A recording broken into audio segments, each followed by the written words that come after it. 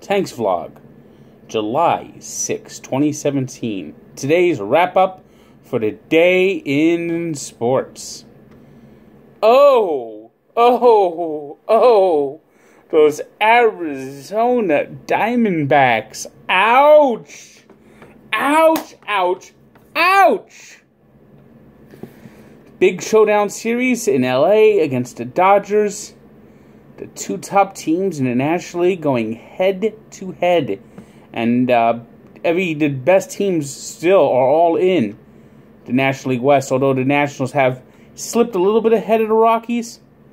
The 1-2 Dodgers and Diamondbacks. So basically, this was a chance for the Diamondbacks to make a little dent in the division. Instead, they leave Los Angeles with their tail between their legs, crushed, devastated, and the Los Angeles Dodgers have all but sealed the National League West. You know, they may not have, there's still plenty of season left. We're not at the All-Star break just yet, but the way the Dodgers won today to complete the sweep is just one of those losses, if you're the Diamondbacks, that it just takes days, weeks to get over. And it was just crushing defeat. Another great start for the Dodgers, Rich Hill.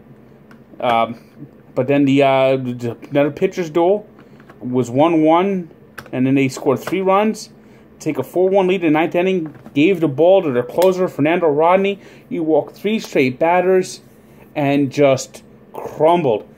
Corey Seager got the tying hit, and then the Dodgers won the game on the next batter, 5-4. I just can't imagine a more devastating, crushing, soul-breaking heart loss.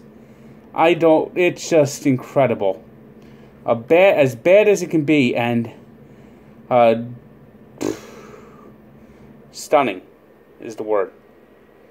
Stunning is the word, the way the Dodgers lost this game today.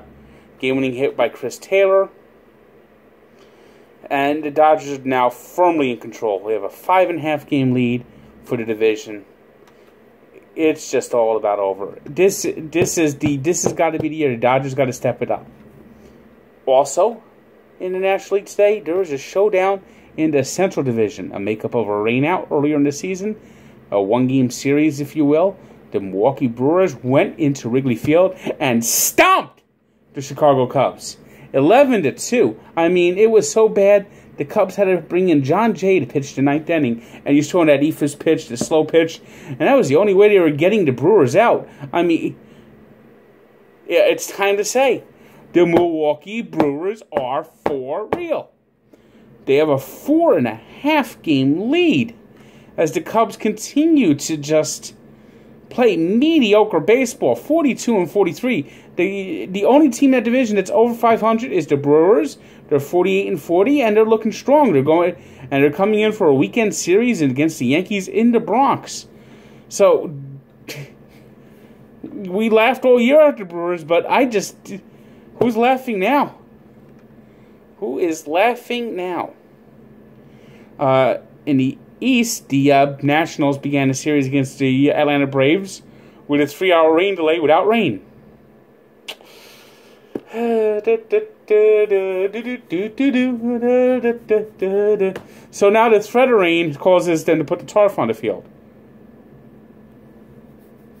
And it never rained.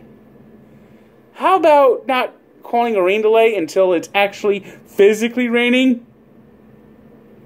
I mean, this happened with the Mets Saturday. They put the tarp on the field before the clouds opened up, and the expected big shower ended up being just a mere spritz.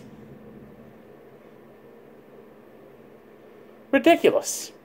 Unless it's pouring rain, don't bring the tarp on the field. And then last week, I'm watching a Yankee game on TV, and it's lightning overhead. It reminded me of the scene in Caddyshack of the Bishop going golf. It's just not consistent. Astros today, a rare bad performance by Lance McCullers, got lit up in Toronto.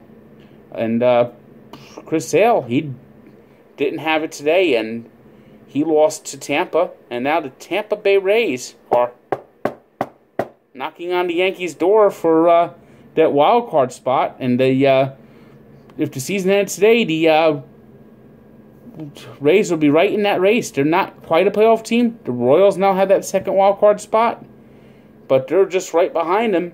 So it looks like the wild card race in the American League will certainly be interesting, to say the least. Today was top story. Of course, we looked at the Milwaukee Brewers, and our 3 stars is the Dodgers' Rich Hill, Edwin Encarnacion of the Cleveland Indians, who helped avert a sweep against the Padres, and Gregory Polanco of the Pirates, who swashbuckled to a 4-for-4 day against the Phillies. Today's birthday shout-out goes to Joe Sakic, who turns 48. And On This Date looks back at 1937 All-Star Game at Washington's Griffith Stadium, where President Franklin Delano Roosevelt became the first sitting president to attend an All-Star Game, throwing out the first pitch. As the American League won 8-3, with Lou Gehrig having a big day, 4 RBI for the American League squad. And the big story, though, was Dizzy Dean getting a line drive off his foot that broke his toe and would send his career careening down the drain. As he tried to pitch, he hurt his arm and was never the same again. So look up the full story at Barstool Sports.